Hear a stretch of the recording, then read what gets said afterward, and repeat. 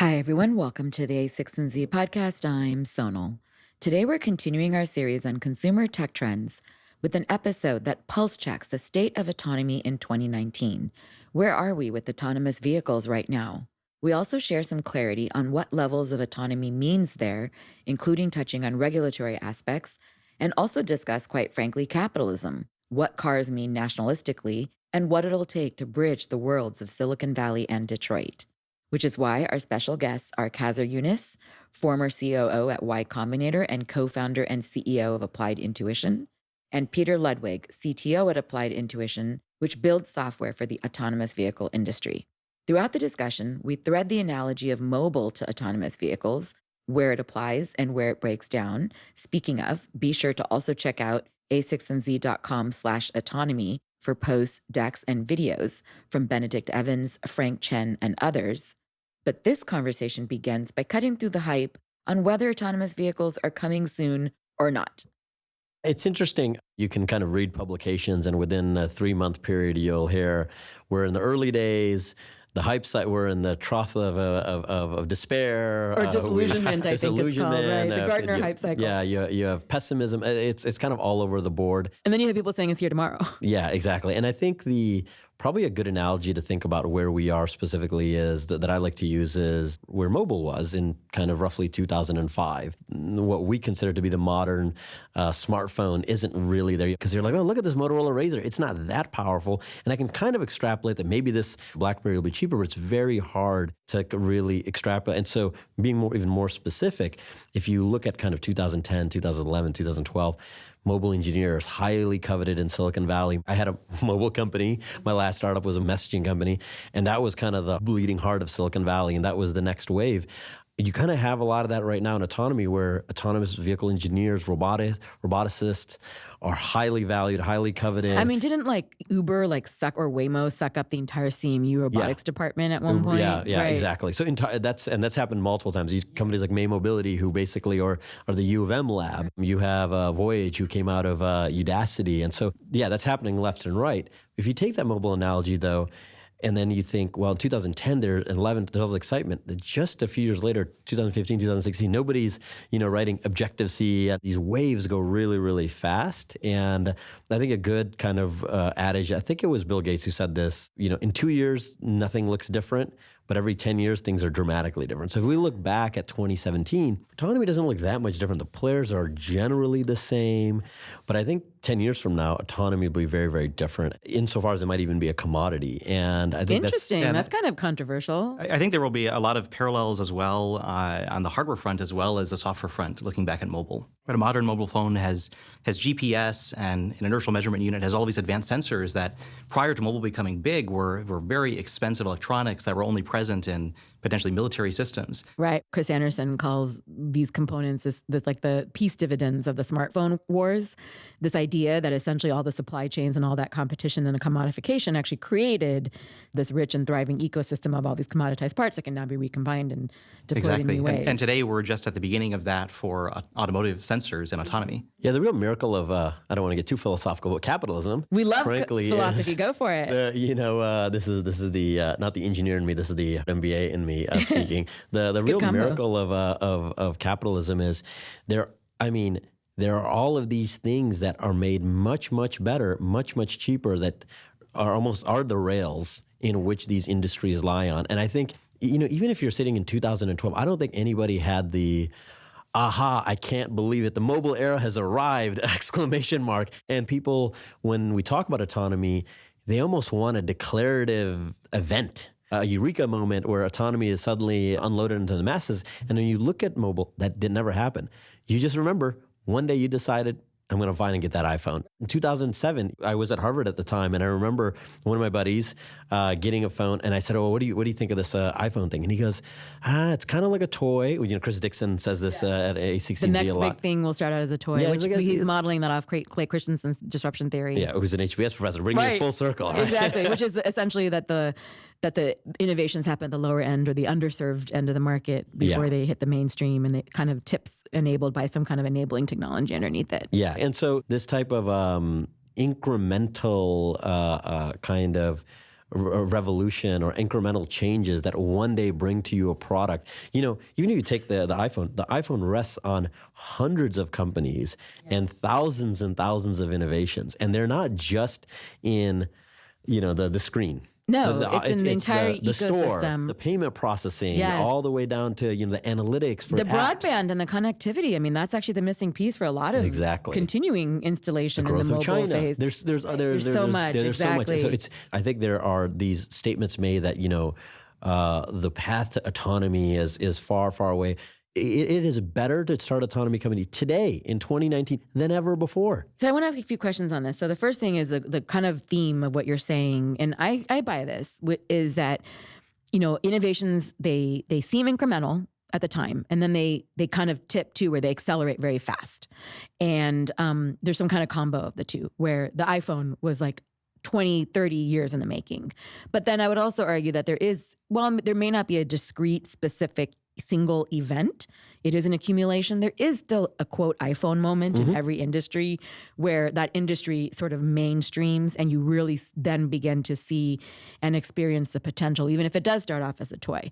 So my first question is, for autonomy, how far away do you think we are? Not just in terms of time, but steps towards that quote iPhone moment. So for I cars. think so let's define the iPhone moment first.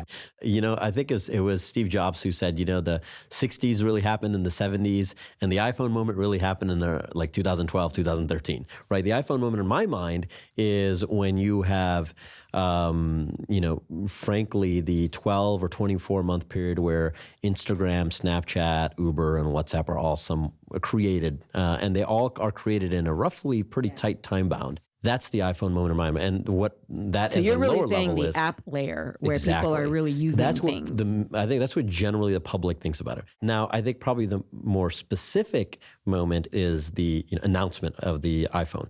But if you look back, the announcement of the iPhone is met with skepticism. We forget that now in hindsight. There's that famous video, I think, of Steve Ballmer talking about how great Windows Mobile is in comparison to iPhone because it has so many more features. Oh, I forgot or BlackBerry. that. BlackBerry had was like, well, there's no way this is gonna be actually a real thing. Again, the gimmick, the toy.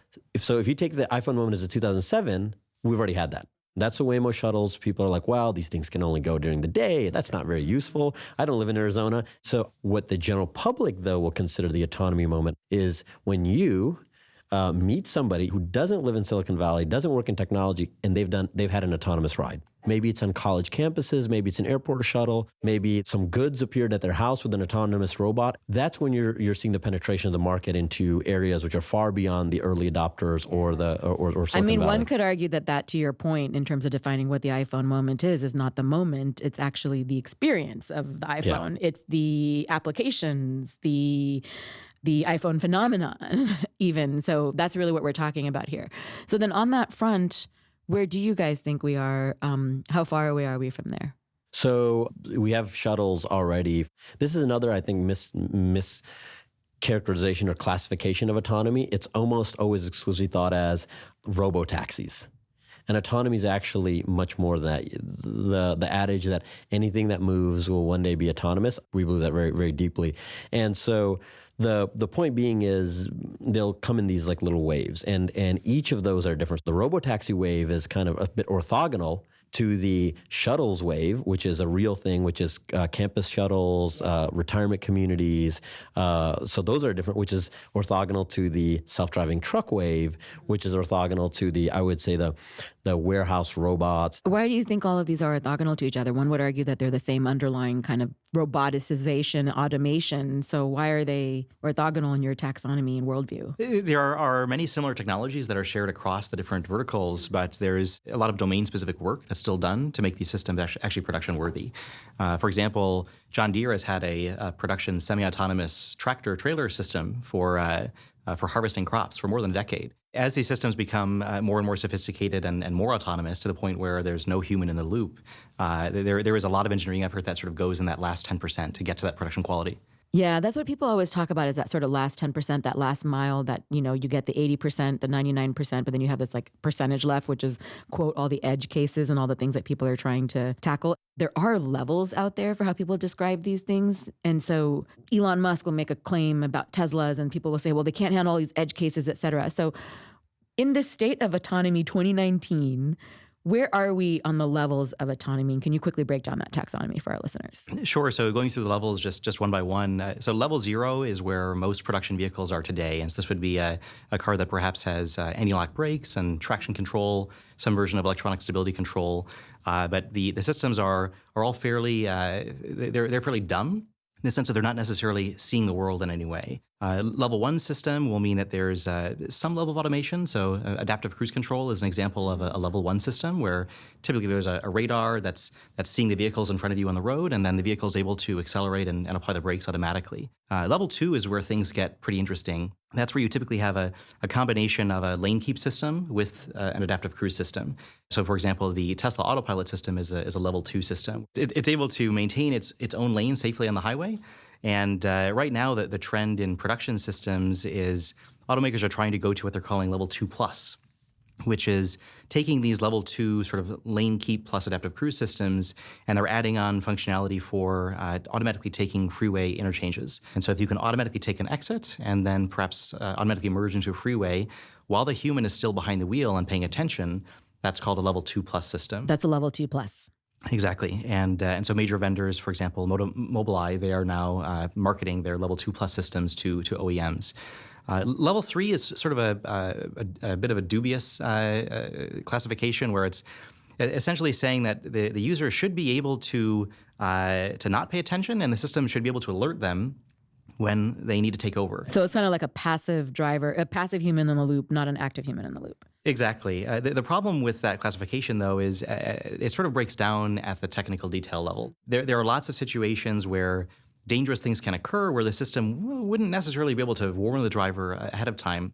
Within the industry, there's been hesitation to use the actual classification of level 3. And that's where really the level 2+ classification comes from. Right. It's a funny little distinction, but I get it. It's almost like 1, 2, 3, 4, 5, and then you have like 3 in the middle, this weird blurry pivot to quote true autonomy. Exactly. And I think I've seen some demos of systems that were purported to be level 3, but actually then in the demos, there were events that require the driver to take over immediately. So that's not really a level 3, that's really a level 2 system. And then when you get to level 4, that's where really where we're talking about these fully autonomous robotaxis that have some geographic fence.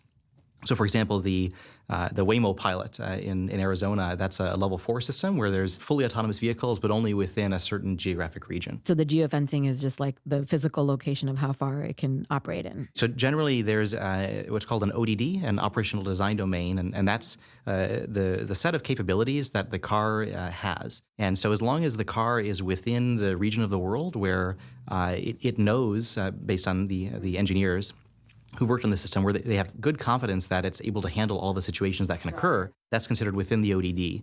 And oftentimes that also has to do with the mapping system that's on the vehicle. And this, by the way, weather and time of day. Exactly. Is this, by the way, also where like a lot of these cart robots and delivery robots sit because they're only delivering on campuses and constrained spaces? Does that count as level 4? That's absolutely a level 4 system. Okay. Because for those, there's no human operator typically.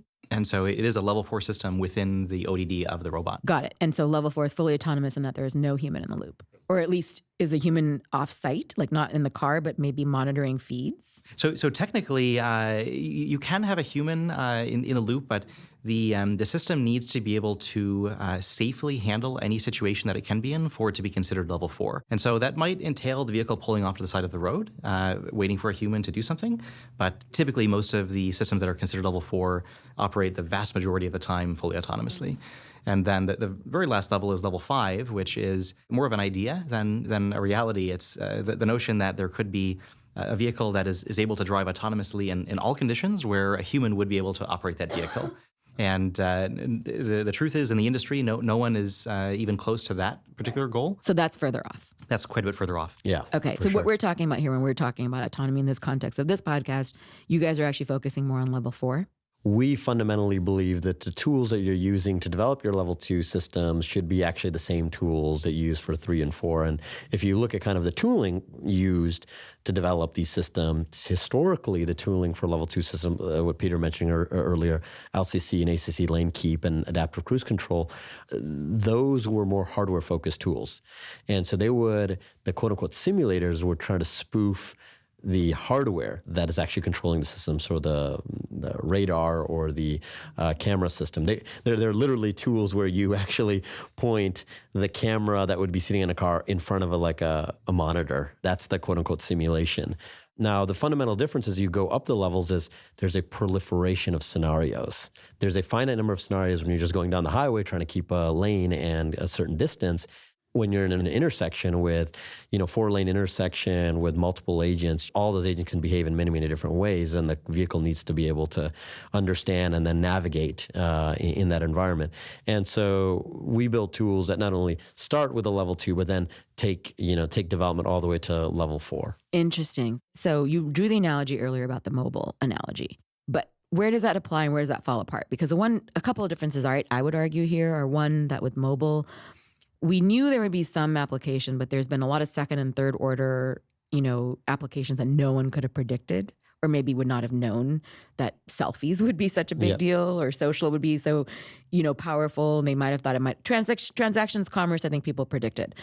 So that's one thing. So with autonomy, it feels like it's the other way around, where actually I think people do know what a lot of these things could be. Of course, there'll be second and third order effects. One of our partners, Frank Chen, did a whole series on the, second order effects of autonomy. The real estate issue. Yeah, exactly. Exactly. Yeah. Insurance, how does it change, infrastructure. I did an op-ed when I was at Wired on folks from Autodesk that were thinking about the future of infrastructure. That's because you have cars out there today. Exactly. So we have an analog. Yeah, you have an analog, which mobile, you had computers, but they're kind of fundamentally different. People didn't even believe that they could even handle the constraints in this way, because that completely changes the design. And here we are talking about cars still look like cars for the most part. I mean, Google's cars could be a little kawaii-like and cutesy, and Waymo's and all the other ones have different looks and feels, but overall they look like cars. But I think that's where you're getting to the edge. The interesting stuff happens beyond that.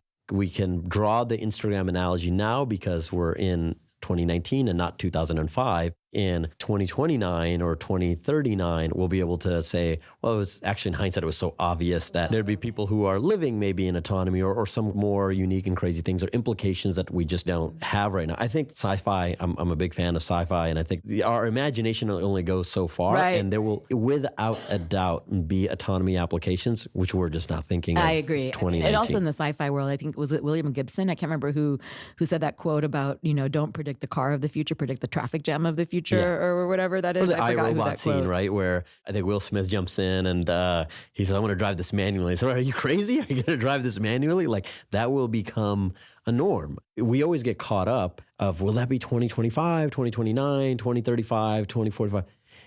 I'm less concerned about the preciseness of when that date will come, but that will happen. Yeah. You're just saying it's inevitable. It's inevitable because of the kind of the three prongs of, of new products, which is cost, convenience, and safety. And guess what? Autonomy gives you all three of those things.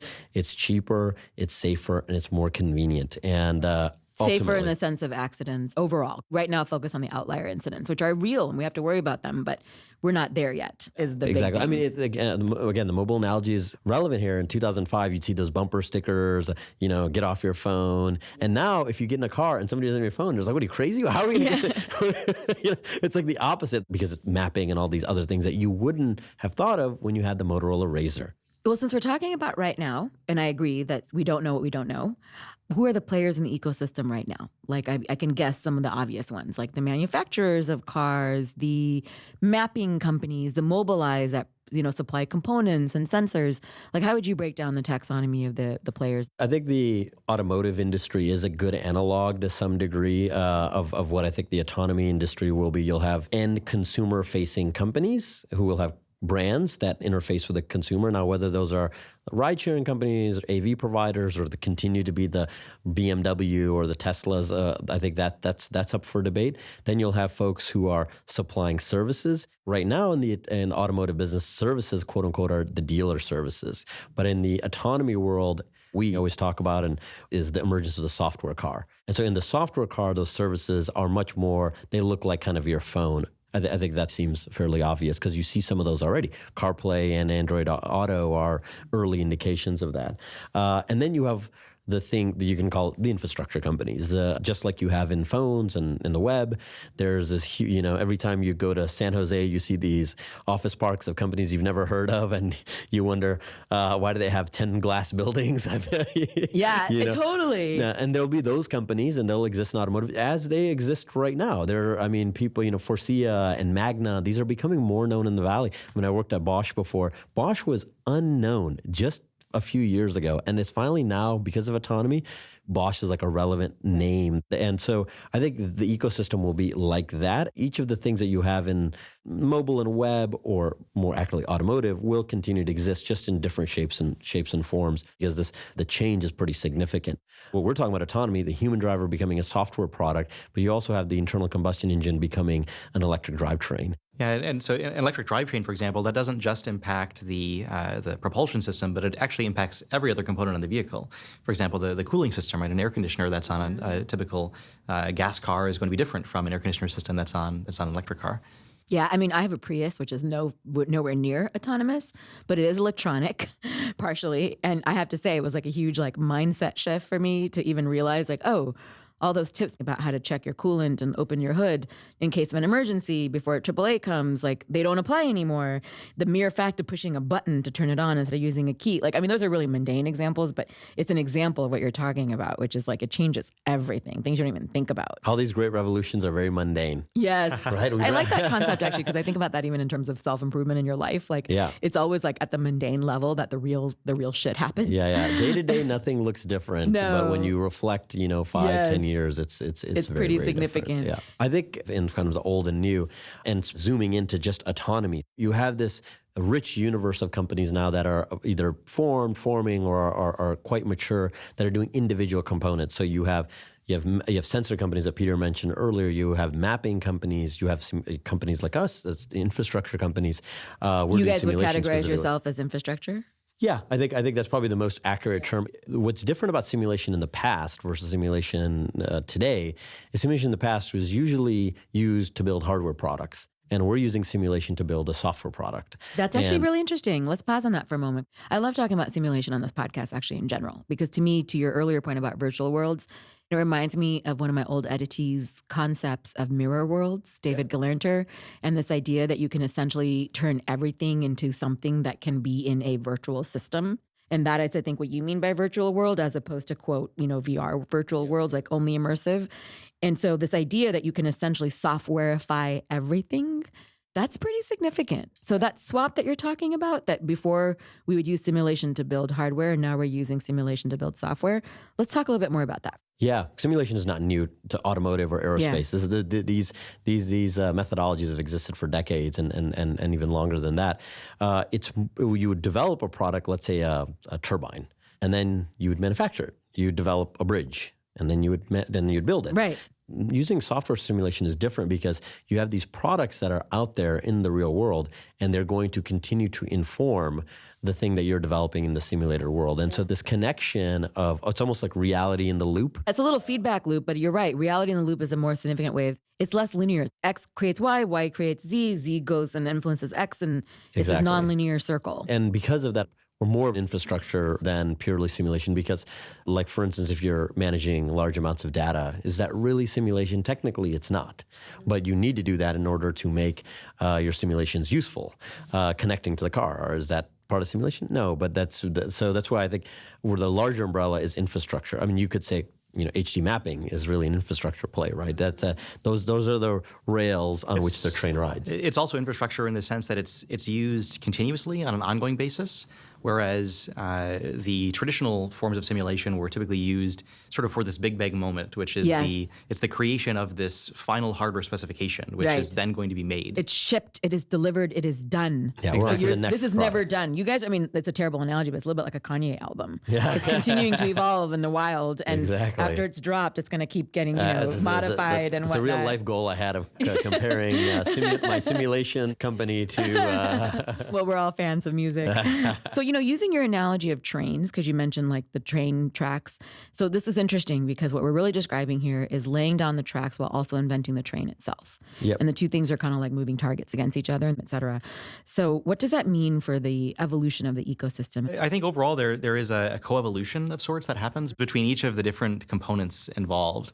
And so, for example, sensor companies and mapping companies, and ensuring that the latest advancements that they have in their own products are then accurately represented inside of simulation. It's like the phone supply chain we were talking about earlier, right? So all these little revolutions and miracles happening, and the untold story that hasn't been discussed is, if you're building autonomy yourself, what's the right path? Is the path to go vertical and build everything yourself, or is the path to buy things off the shelf? Where in this ecosystem, where do you draw that line of what is critical for autonomy, quote unquote, and what is not?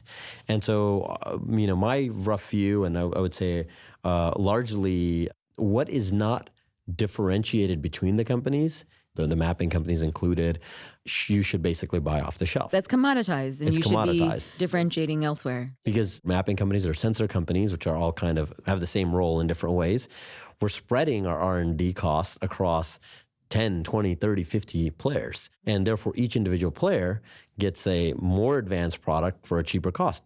And that's capitalism, right? You're driving market efficiency. When people talk about a new industry will drive market efficiencies, like tactically, how does it happen? It happens where you have individual players who are now unbundling the cost onto a bunch of people, a bunch of different companies, and then those people who are participating almost in that consortium are getting the benefit of it. Now, that doesn't mean you can go ahead and you can definitely go and do that vertical company. There will always be an Apple in every ecosystem. Yeah, exactly. But there's only, you better be Steve Jobs. Right, exactly. And what I love about what you're describing, and this is capitalism, it's funny because we might as well say cloud is capitalism at this point to make that syllogism, but it is the AWS moment in this ecosystem, and it's talking about the fact that you can actually then free a whole new wave of companies to do things.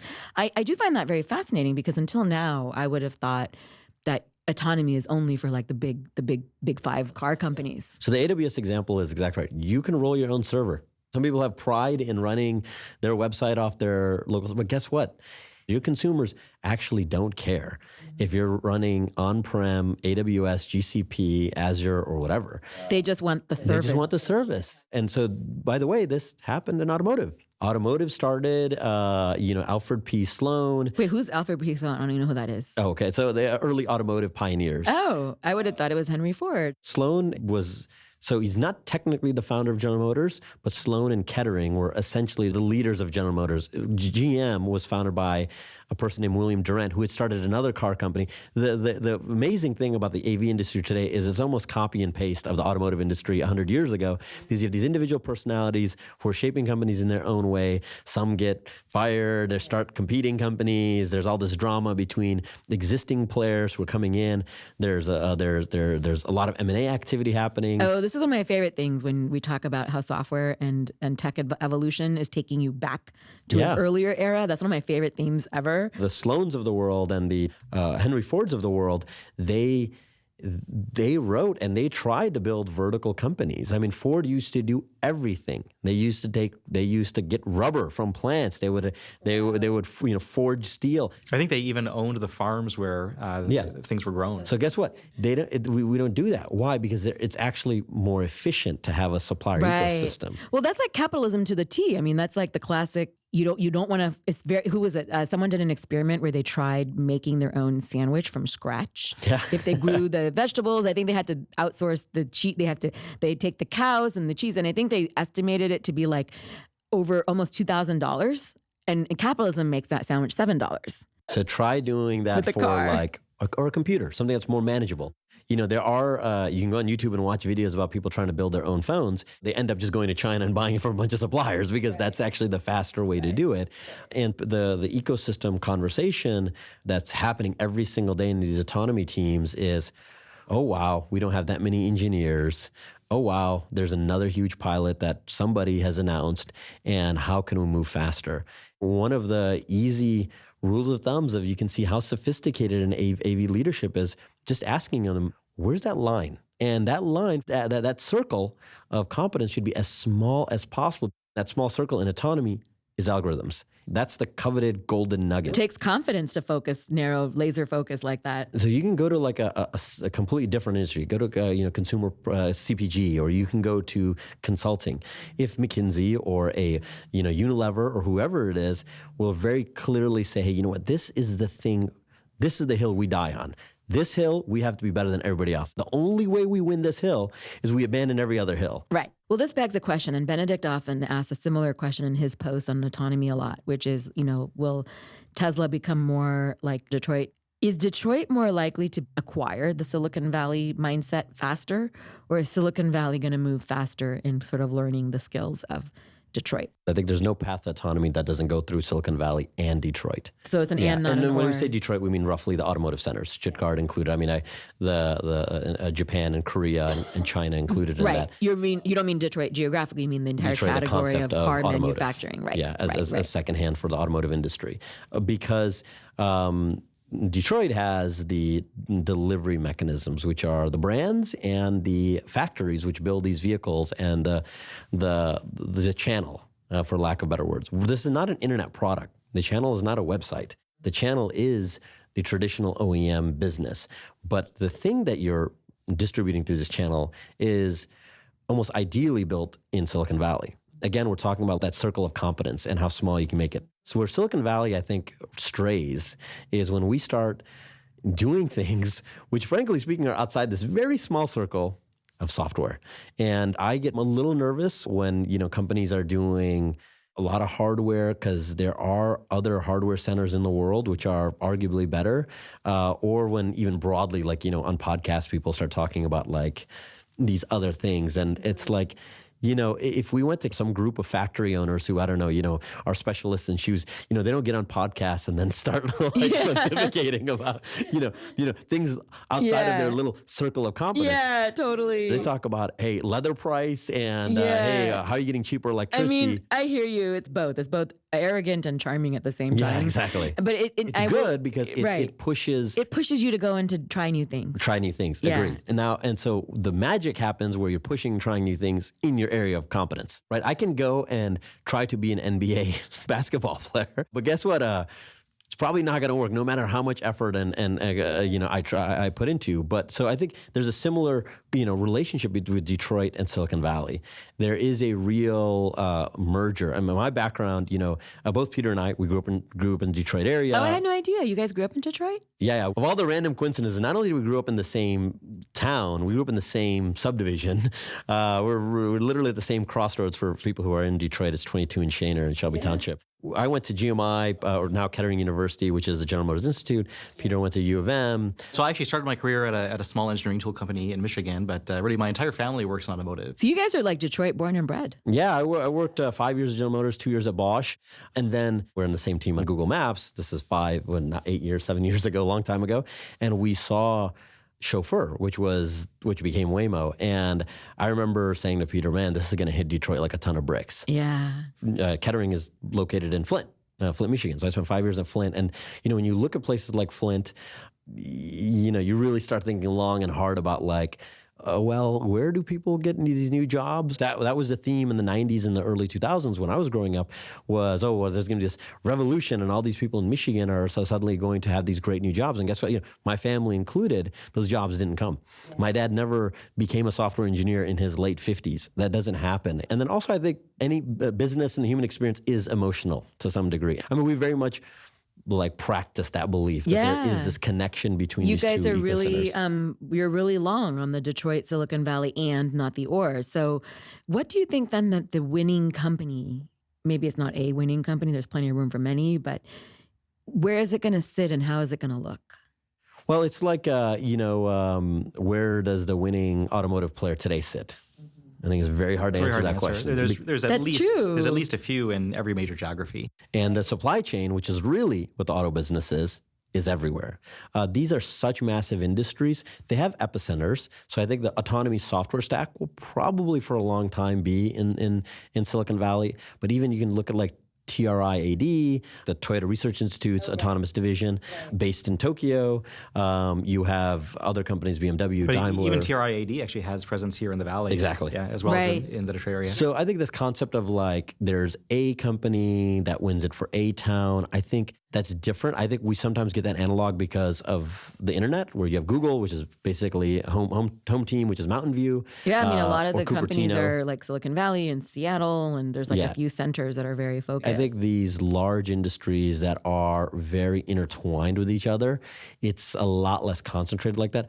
I think the real fundamental issue we have, and this is getting more philosophical again, is what the internet has done and what software has done is it's concentrated wealth. We talk about wealth concentration as like somehow blaming sometimes, a certain political viewpoint, but really they're so efficient, software companies, that does bring a disproportionate amount of money to where the epicenter is. And so how can we make sure that that concentration, that the next wave, which is autonomy, doesn't keep just kind of underlying that. One of the other things that is not talked a lot about autonomy, but should be talked about autonomy, is these are national questions.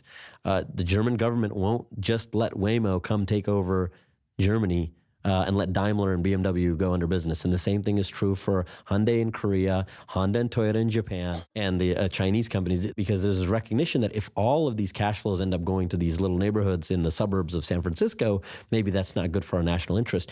In the internet, because it was a new market, wasn't very visceral. Daimler is a visceral, Bosch is a German thing. Peugeot is a French thing. It's like the classic discussions around manufacturing, this idea that like it's a physical product that is made in India, made in China, made in Japan, made in Italy. Made in Italy. It's very specific, and you're right. There is a very national sentiment. But what I love about what you're describing too, though, is it is true capitalism, because I think capitalism gets a bad rap for the inequality, which is a fair complaint and a fair criticism.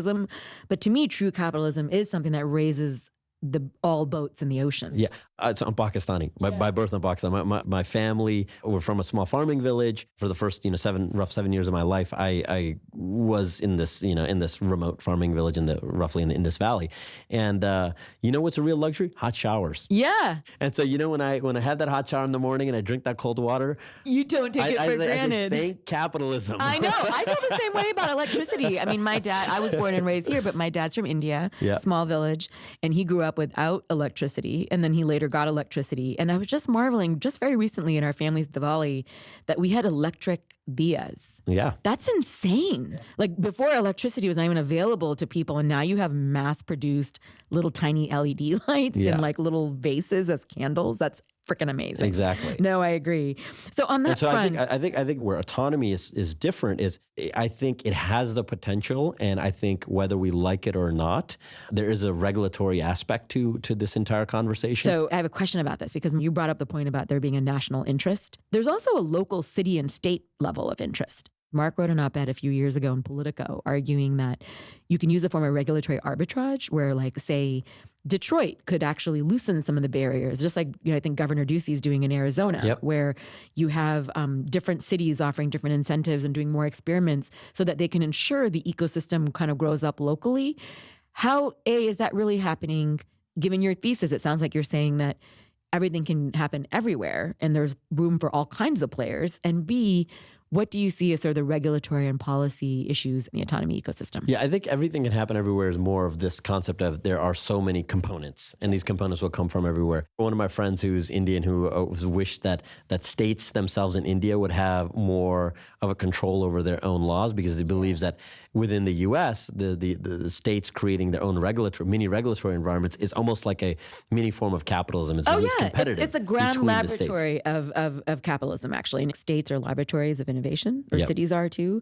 That sort of federalist style, I think it wasn't a enabling condition for success. It's a feature, not a bug. Yes, I agree. And it's a great feature because A state like Indiana says, hey, listen, maybe this is in our best interest because we're a state that trucks go through it and we want to make sure we make that toll income. But if you're a state like Arizona and maybe you don't have that and you have this great testing ground, historically Arizona belonged before autonomy has been a proving grounds for the auto business, that, hey, we see that, the Arizona proving grounds for General Motors brought all of this, business over the last 20 years. Why can't we do the same years. for this? It takes a lot of courage, by the way, because they did have, I think, the first instance of a fatality through autonomy. So when we do talk about these states sort of taking the leap, there is sort of a cost you pay because in the case of Arizona, I think they were the first to have the first fatality related to autonomy. And of course, that's going to happen. I'm not trying to minimize it. That's a really big deal. But that is, I think, one of the trade-offs is that cost. I think the states that are making those decisions are opening some of them and their citizens to that risk. And so the citizens then elect those, those representatives who then say, hey, this is or is not the trade-off that I want to have. That matches theirs. That matches their needs. And I think though, probably what, again, doesn't get covered is I think that night there were also 10 other pedestrian accidents in America where people died. You're right. There is a statistical thing, which is hard to think about when you're talking at a personal level. It is tough because that's a real family. And if you're that person, you don't care there's 10 other or 11 other people that died that night also. These are the guardrails we roughly think are ones that can be employed. You don't want to have complete laissez-faire, open, everybody does whatever, and pure permissionless innovation. We're talking about killing robots. This is like a human being. Like one of the things we don't think about in Silicon Valley. A lot of times, engineers in the auto business over the last 100 years have gone to prison. I had no idea. Just a Volkswagen diesel scandal put employees of Volkswagen in prison, and so there is real consequences when you're dealing with an automotive product which can harm the public. Yeah. The other end, though, is if you put in regulations and they're onerous and they're significant, guess what?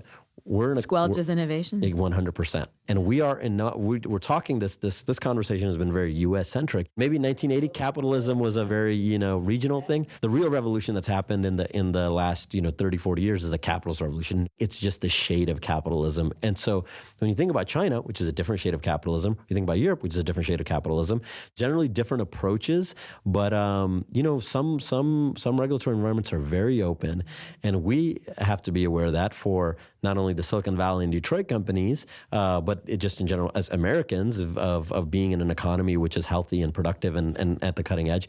But at the same time, you as citizens, you don't want to be a laboratory for private entities to make a profit. And so there is a very nuanced approach there.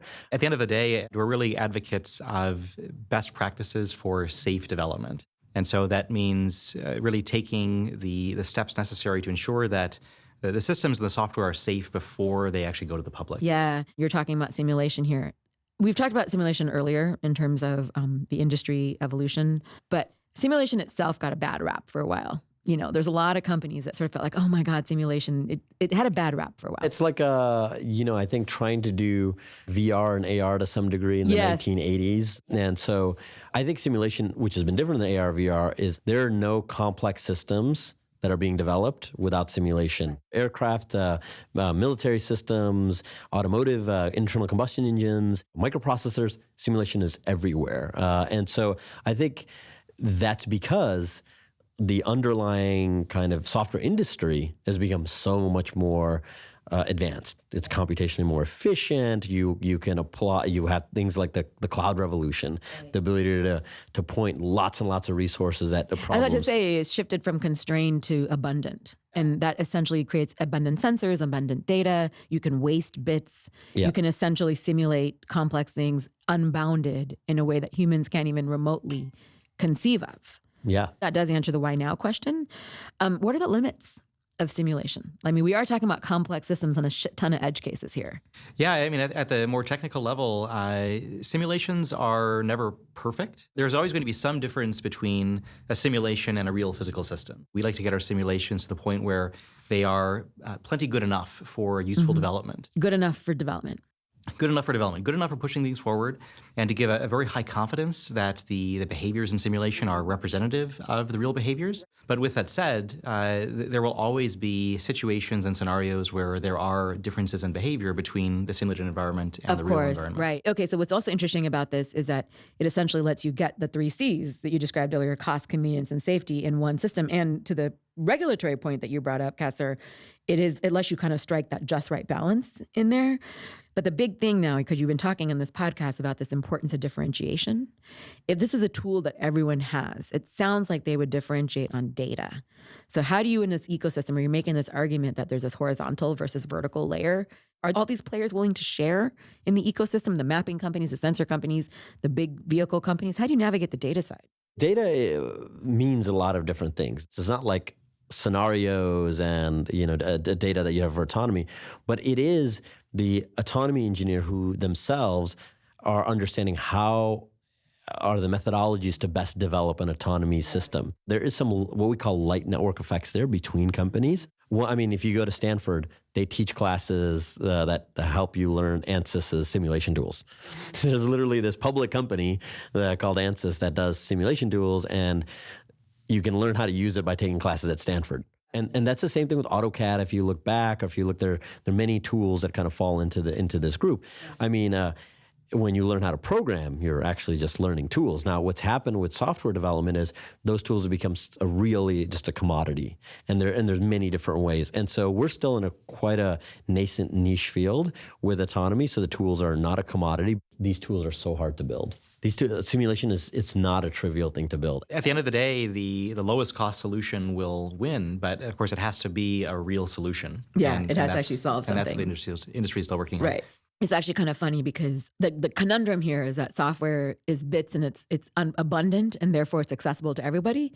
But the specialties and the algorithms I'm clearly hearing, and like the nuance of the art, we used to call it know-how when I used to be at Park. It's kind of the idea of the know-how and the differentiation.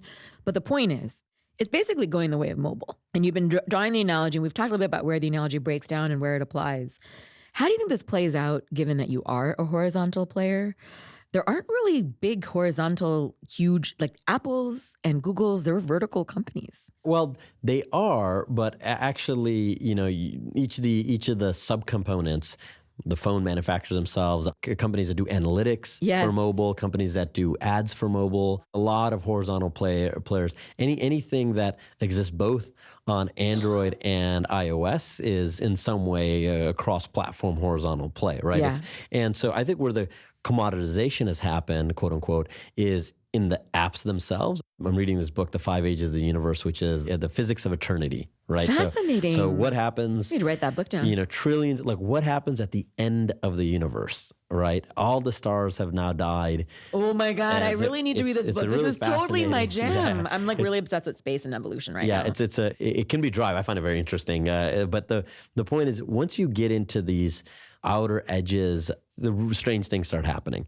And so we're now in that mobile age where there are applications that are gaining users very, very, very quickly and still not being valuable, or some applications that might not have as many users but can become super, super valuable because they're catered towards a very specific audience that needs that thing.